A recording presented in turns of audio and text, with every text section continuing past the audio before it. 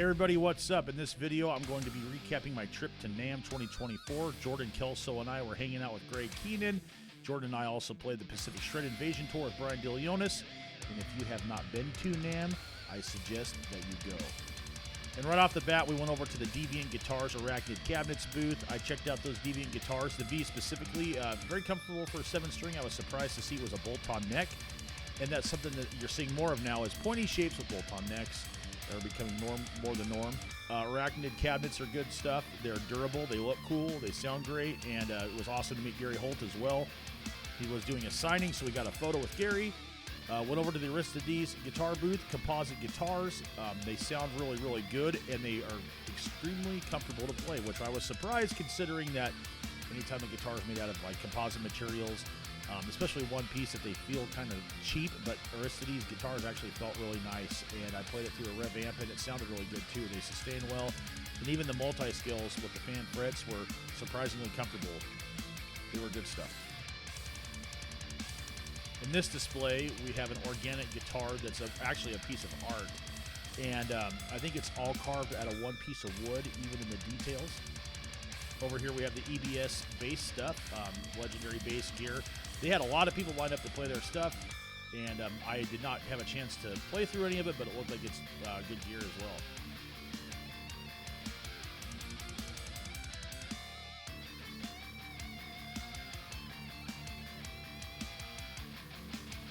Here we have the full tone pedals.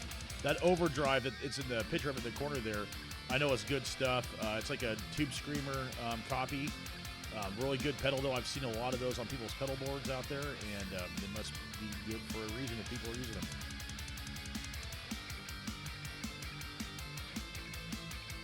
Jackson amplifiers. Didn't have a chance to check those out, but they looked like it was cool. You know, and I tried to do just a skim over everything that was in front of me, but there's so much stuff at NAMM. You could spend all 4 days or 3 days there and see new stuff. So, you know, you just kind of get what you get and move on. And there's people around. And I filmed this on Saturday, which was extremely busy. And this was in the morning at right around 10 o'clock when it started. And over at the Bad Cat amp stuff, it's really good. I've seen a lot of people use Bad Cat. I remember seeing Guthrie Govan use one. Bad Cat amp. I don't know exactly what model it was, but they've been around for a long time. And a lot of people use them. The preamps look cool. All the rack gear. I like rack gear. I think it looks cool, but is it practical?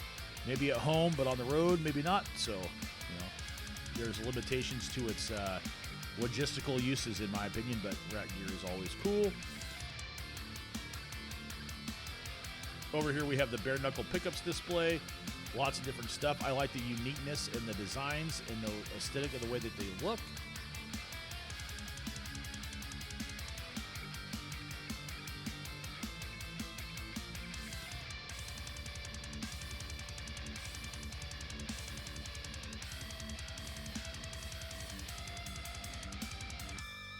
Over here at the Boss booth, Wassercraft pedals, legendary stuff. Everybody has heard of Boss, and if you look closely, you can see the very first Boss pedal in that glass display. And I thought that was really cool and a piece of history right there, just the first Boss pedal. You know, Boss makes good stuff. We've all had a chorus or a delay from them at one point in our career, so, you know, they're standing the test of time. Roland stuff is also, you know, really good as well. Lots of boutique guitar manufacturers, and it's really interesting to see their designs. And I think that this is one of my favorite spots is the boutique display. And this gentleman right there, the Dean Gordon Guitars, I had met him last year, and he sold a lot of the guitars. I think he ended up selling all the ones that he brought, but they look really cool. Over there we got some Mayonnaise guitars. You know, they're a well-known brand as well, high-quality guitars. You know, and there's lots of parts manufacturers and distributors here too, and I mean, you could spend a whole day just looking at stuff and see something new every day. A couple of classic copies of famous guitars. You know, more boutique guitars. Those look really cool. You know, they had a take on the headless design. I just wish that you were able to plug them in and hear them. Over at the Celestion speakers display, that was cool that they brought a whole, you know, 2-story bus in there. And, you know, Celestion makes really good speakers. And it was cool to see them back last year. I do not remember if they were there or not, but I don't recall seeing them. IK Multimedia as well. I remember checking out a Tonex pedal while I was there. They seem to be extremely durable. And to be honest, I've heard mixed reviews about their durability, so it was nice to see one up close. But, you know, they looked like they were very robust. That's cool that they had the double-decker bus in there. That must have been a feat just to get it inside the door.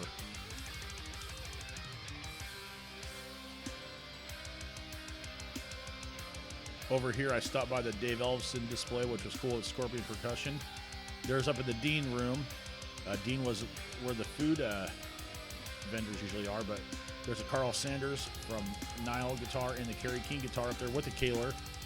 A couple of Greg Tribbett models from Mudvayne.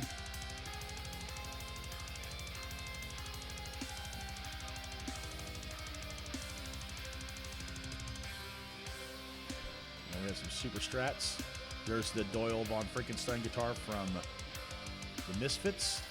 A couple of cool V's. A couple of Gibson-looking ones. I'm surprised that they actually made those models considering the lawsuits that they've had. And the ML shape. Classic Dean guitars. The Floyd Rose. There's a Cadillac that looks familiar right there on the bottom. The Floyd. It looks like the Glenn Drover guitar.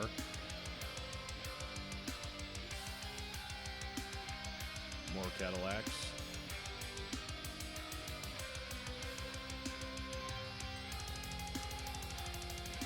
Super Strats.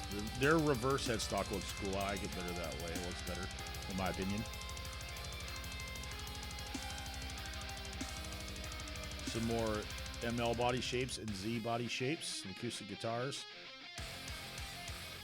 Kind of briefly skimmed over those. You can see Chris Camillo over there. He was present, you know. Over here we have some familiar looking guitars, but you know, one thing I did notice was there was no Dimebag Darrell on the headstock. I thought that was interesting considering the lawsuit, so that must not be resolved. Some super looking Tellys, some Cadillacs.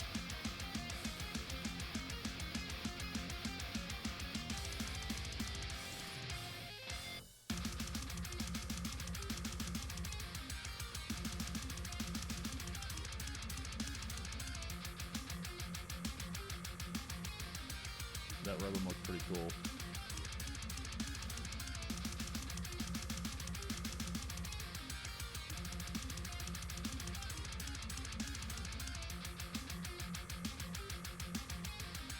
Dean had a much smaller display this year than last year as well.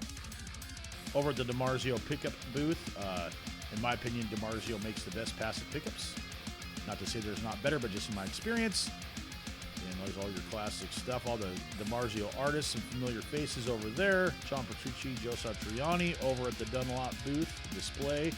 You know, Dunlop makes some good stuff. All the MXR pedals are Dunlop, and I like the Dunlop picks. I'm a huge fan of the Jazz 3 picks. They seem to be the most consistent, but I wish they would bring back the Jazz-shaped Ultex picks, the 1.35s. I was going to buy some, but they were all out, which was a shame because they're hard to find. Even on Amazon, you can order them.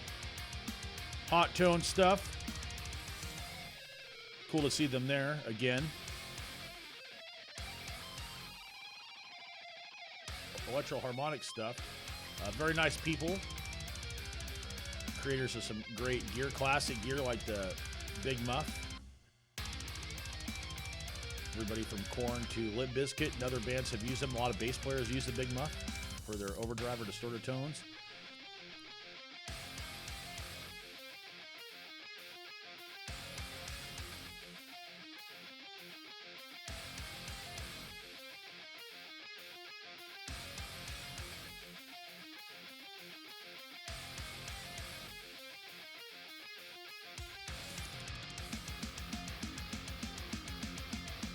Came back and looked at the Golden Muff. Entered to win that thing. I'm sure a lot of people did. They said it would be about a week after NAMM that they would announce the winner.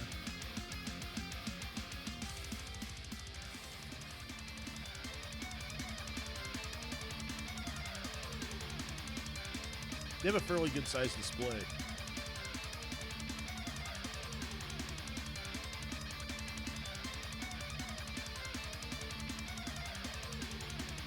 that's NAMM is just, there's so much you can see. So many smaller vendors too. Supro, creators of legendary amps back in the 50s and 60s. A lot of companies partnered together too in their displays. Surfy Bear stuff looked really cool. Didn't have a chance to play it.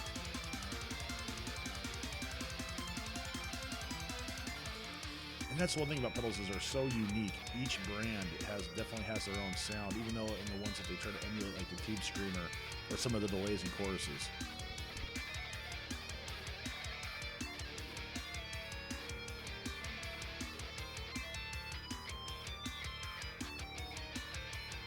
I stopped by the Enki display. Awesome cases. You can put multiple guitars in their cases, which is really nice and practical when you're on the road. They're NTSB rated as well, so if you're traveling on an airplane, they're really convenient. Stop by the Ernie Ball display. Ernie Ball was always busy, all days, at all times. They had a lot of really cool performances, and they had a lot of cool question and answer sessions with, like, John Petrucci was there. It was really cool to hear that. And I think this lineup was for Rabea. I think he was going to play, or either him or Jason Richardson that day, as I recall. Yes, the George Lynch Kamikaze, awesome guitar. Always wanted one. Had a chance to buy one time, and I regret not getting it. But ESP has a really cool display. Lots of different guitars. There's some cool LTD models against the wall there. There's some Metallica ones, the Kirk Hammett Arrow and the James Hetfield Vulture and Explorer shape. And this on the other side, we had some custom shop ESPs, and a lot of these were sold. And look at the artwork on those guitars, and the craftsmanship is impeccable. Really, really good stuff. Sometimes the camera doesn't do it justice as how awesome these guitars look. You know, it's unfortunate you couldn't play a lot of them. On this other side over here, we had some of the E2 models that were really cool, and yeah, you could play some of these guitars. Yeah.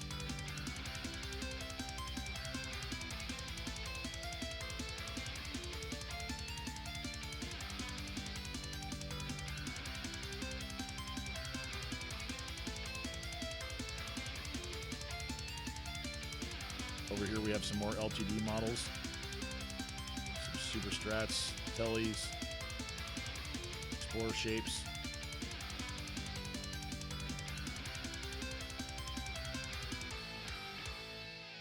The higher end models are really comparable to the E2 series, which used to be the standard ESP series.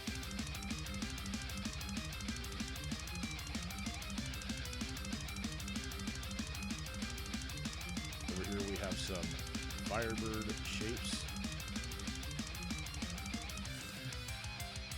some more Arrow shapes. I think those are the Black Metal series guitars right there. Yep, with the one pickup.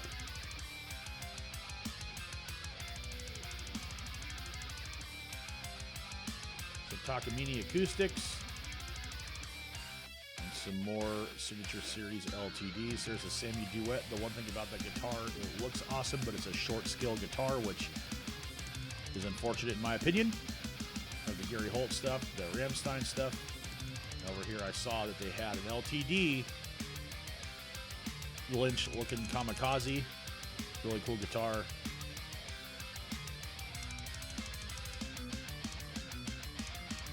Tay Kane guitars I've heard of before.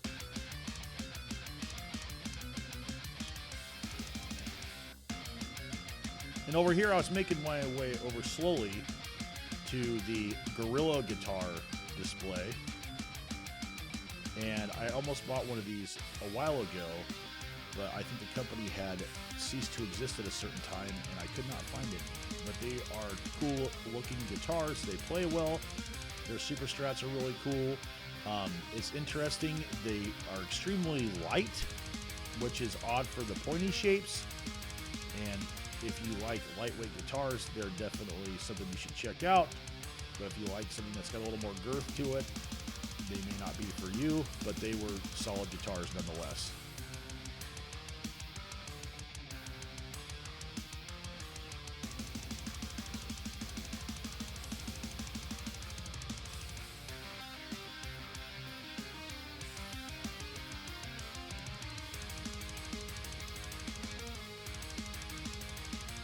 I spent quite a bit of time there because the guitars looked really cool.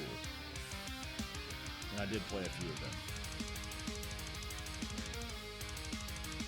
Making the rounds over to Driftwood amps. Really good amps, classic sounding. You know, they have their take on the Marshall stuff and the Mesa stuff with the EL34 Marshall sound and the 6L6 Mesa sound. Really good amps.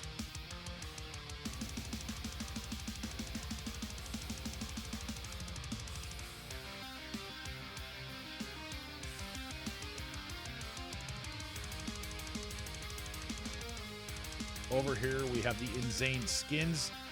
There's a Nagel-looking VC Rich, a Nightmare on Elm Street guitar, and the clips with the Flintstones. And that Keitel 1 vodka guitar was really, really rad looking. And then they had the General Lee looking LTD. Cool stuff. Some more classic looking guitars. And over at Zolo, I played that guitar right there, the green one, looking space age thing.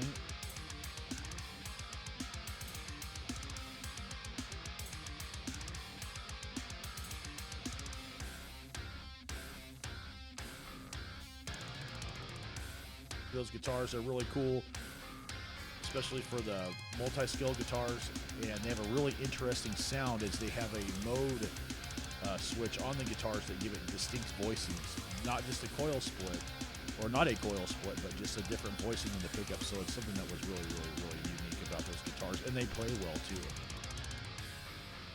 Using Kettner amps, legendary stuff. They sound great, really great amp, very versatile.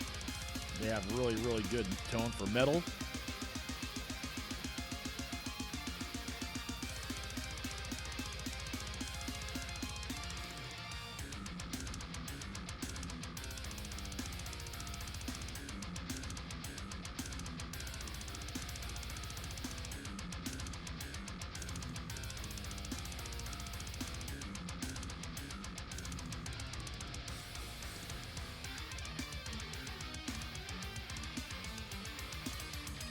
Guitar synth that looks like a Gibson thing. I remember seeing a few of those.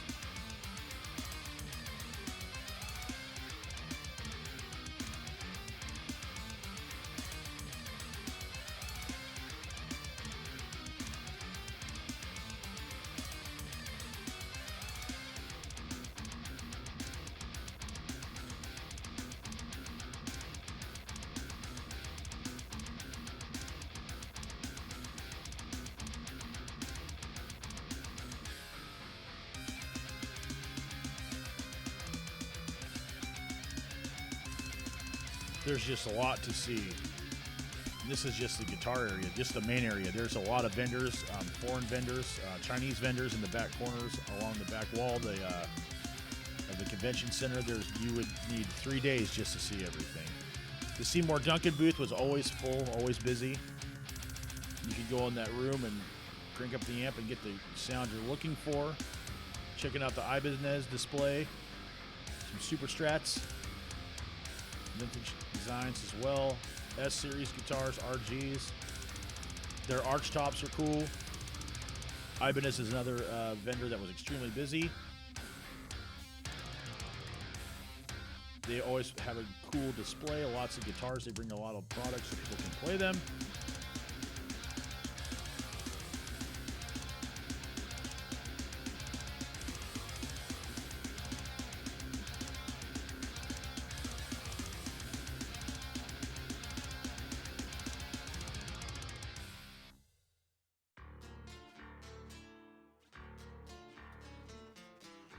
Ibanez signature guitars. We got Anita Strauss, Paul Stanley, Steve Vai, Joe Satriani, Tim Henson, Scott LePage, George Benson, Pat Metheny. Some basses there. Thunder's Cat's bass. He was there. Didn't have a chance to talk to him. Would have liked to do so. But I did meet Andy Timmons over at the Laney booth. Laney is an awesome amp company. I'm glad they're still around. Their tube amps sound fantastic. They're great for metal. A lot of the shred dudes used their stuff back in the day. They sound really good. It's like a more aggressive modified Marshall sound.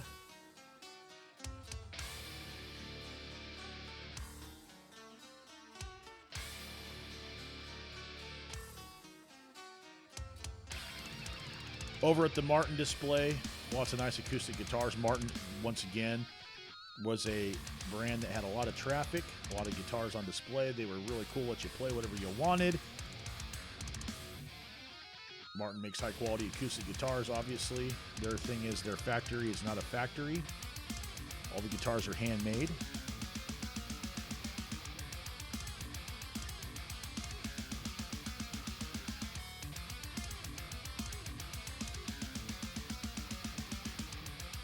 Impeccable inlay work on that guitar, the D4500.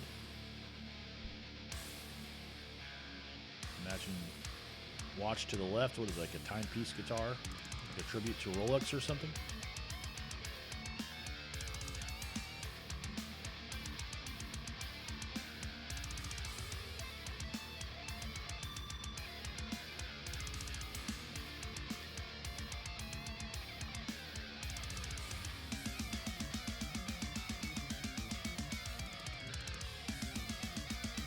Ugly but cool.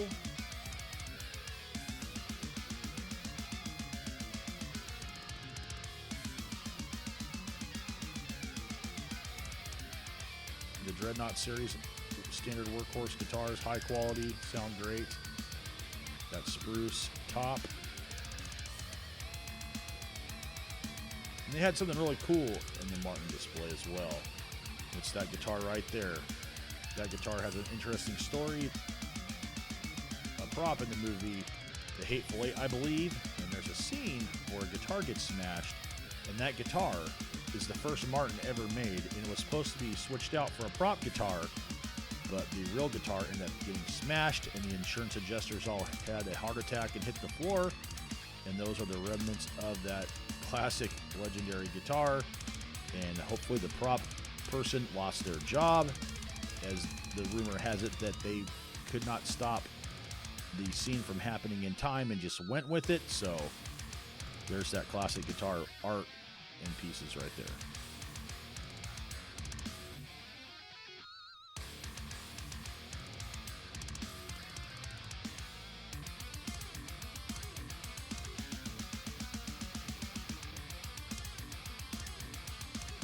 Here we are at the Minaret booth. Very gaudy guitars, but surprisingly well made and affordable. I played these guitars and I played some Kiss riffs, and how could you not on something so 1970s, 80s looking? They sounded great, they played well, and they're definitely an art piece as well as a functioning guitar or functioning instrument.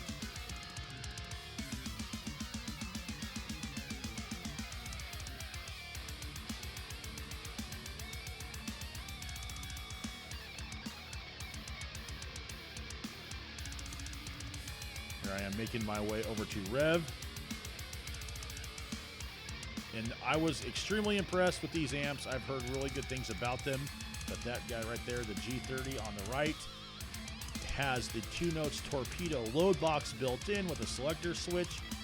And it blew my mind putting on the headphones. It sounded fantastic. I cannot describe how awesome it sounded. There's the simple but effective Neural DSP display. Some more boutique guitars. These ones were really cool. The craftsmanship was amazing. Once again, I wish you could plug them in to play them, but they look fantastic. That's really cool there. Over at Ormsby, definitely metal guitars, aggressive guitars, really cool. Had a chance to play some of these. And the demanufactured guitar, the Fear Factory guitar, was really cool, as Dino is a artist with Ormsby.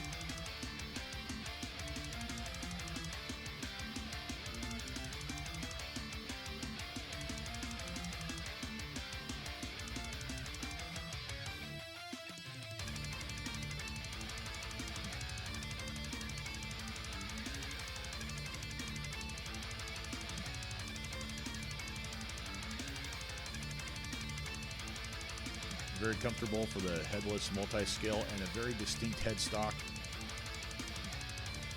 Over at the Floyd Rose booth, we'll be coming back to that. Another international parts supplier. It's just amazing how many people are making parts and pickups for guitars.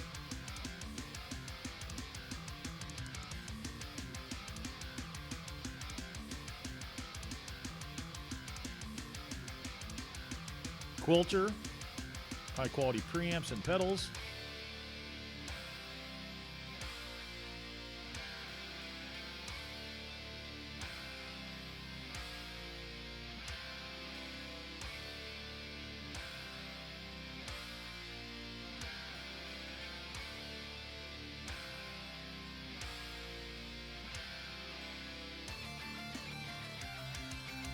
Here we have the Reverend display. Lots of different guitars, takes on the vintage styles. I've seen ads for these guitars and they're highly respected. They had a lot of traffic at their display.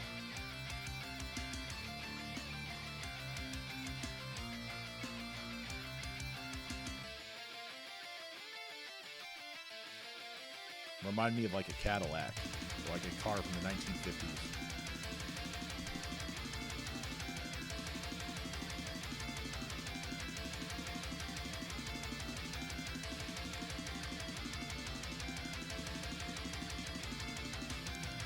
Our good friend Justin Hombach. Check out his YouTube channel and the awesome band Eternity's End.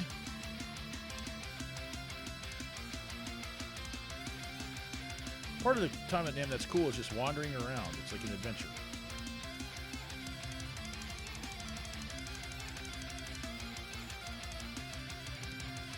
Now we're making our way over to the Floyd booth. Floyd Rose, high quality tremolos. And they had a lot of different designs. And one thing that was really, really cool that we'll get to over there is the multicolored trims. Now, those are different products right there. The World Pro style, the Pro, the original, you know, the model that does not have the fine tuners. You know, there's a titanium Floyd 1000.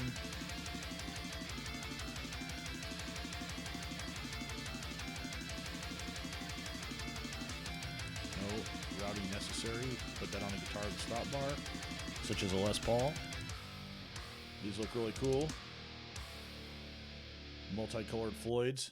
That red one was rad. The green one was cool too, but that multicolored one, the one that had fired steel, was really cool.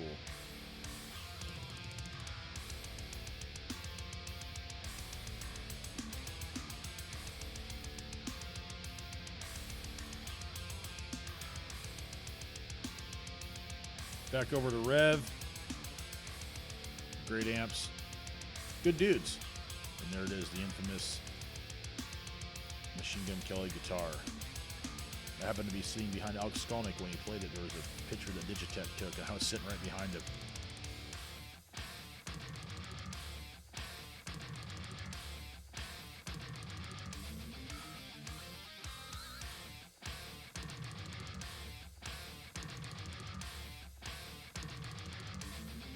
Over here at the Rough Guitars. That's a cool looking amp.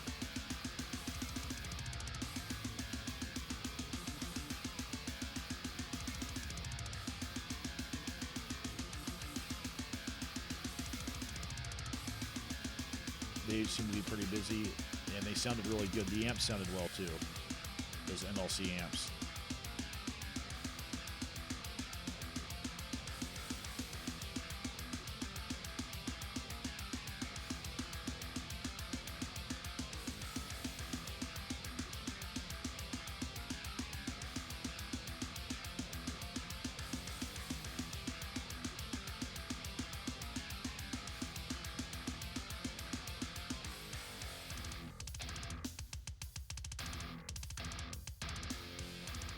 Over the Seymour Duncan display once again.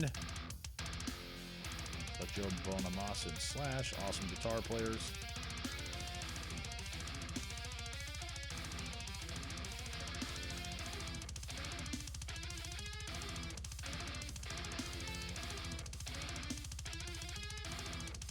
There's just so many vendors. Strandberg guitars. Really cool headless designs. As I was saying, the boutique builders make some really, really cool guitars. It's just a shame you can't really try them out or plug them in. But look at that. Stunning guitars. Microtonal frets. True temper, I believe. Awesome inlay work. Those guitars are works of art.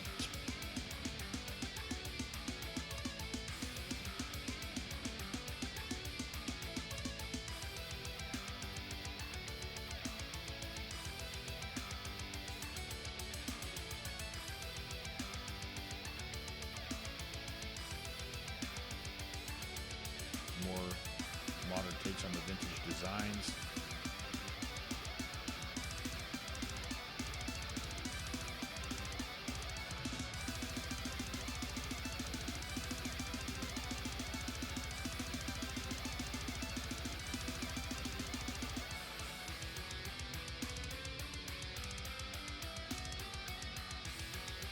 Those guitars caught my eye. The color was outrageous.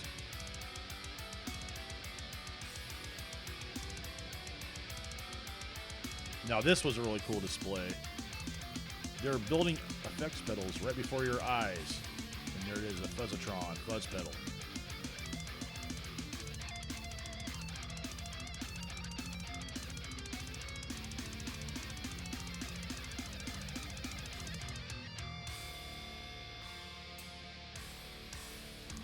Third Man Hardware.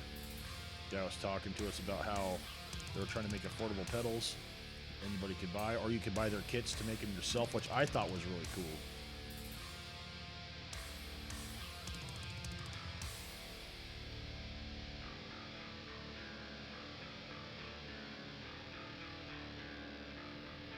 Looks like Striper's pedal board.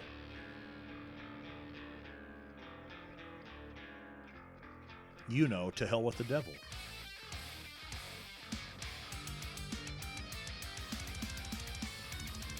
There's just so much to see at NAMM. If you have not been there, go.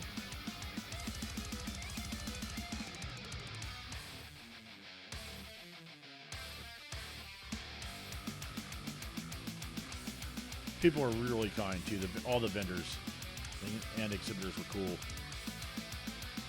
And we know that guy. It's Jordan wandering around over at the Eventide booth. You know, good stuff. Really great harmonizers, modulation, and time effects. Legendary brand.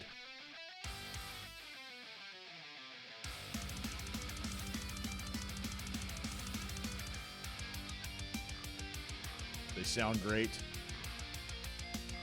Lexicon as well.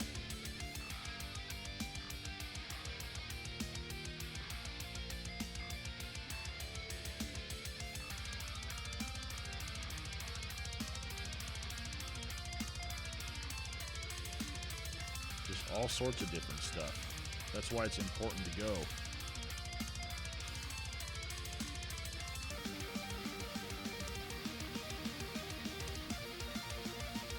More guitars. What's cooler than that? Absolutely nothing. Here we go. Here's the IK Multimedia display. And there it is, the Tonex pedal. I've heard some people really like them and they sound good, and I've heard other reviews from other folks saying that they don't last. They're not very durable. But it sounded good, and it seemed like it had some weight to it, and that's an all-metal chassis. There it is with the software, the Amplitude software.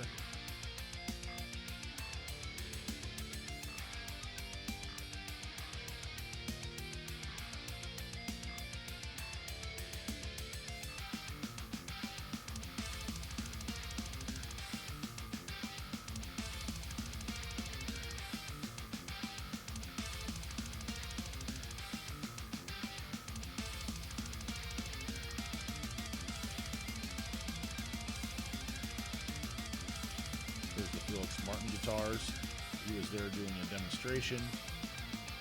The guy's a great guitar player. And there were a lot of great musicians at NAMM, as there always is. And they're all really cool people. They'll stop for pictures and autographs, so super appreciative to everybody that I had a chance to meet.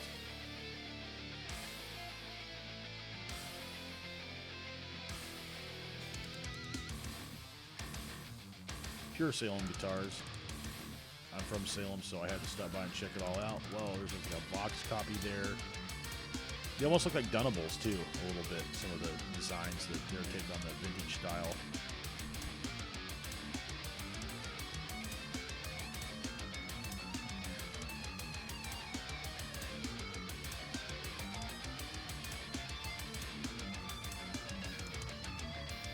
They're pretty cool looking. Looks like a Firebird meets an Explorer shape.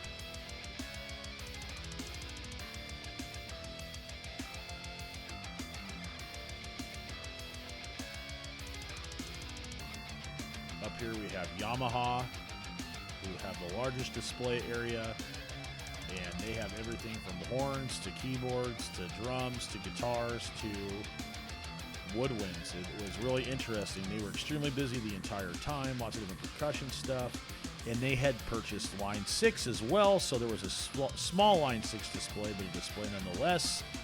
And they had the new pod stuff and the Helix stuff, which seemed to get a lot of attention as well. So it was a good time checking out the Yamaha stuff because there was a lot of it. Their keyboards are fantastic too.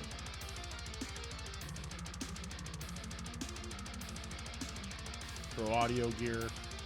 They had Matteo Mancuso doing a demonstration early Friday morning, which was really, really cool. Great guitar player.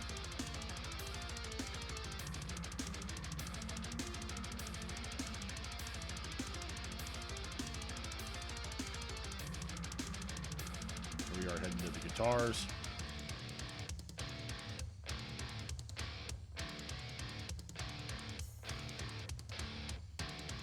Small display, but they brought some acoustic guitars as well.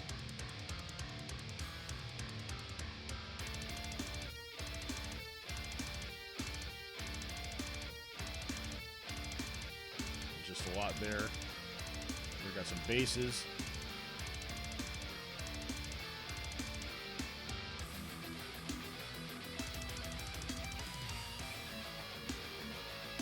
Back to the keyboard display.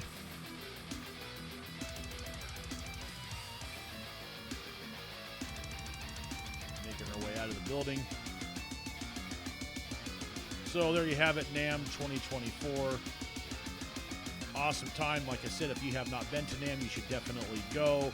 There's lots to see, so much to document. There's lots of great products from guitars, amps, effects, pedals, drums, percussion, pro audio gear. They had classes with mixing engineers. If you're a musician or in production, you should definitely check it out. Once again, thank you for watching my videos. Like and subscribe is always appreciated. We'll see you next time. Right on.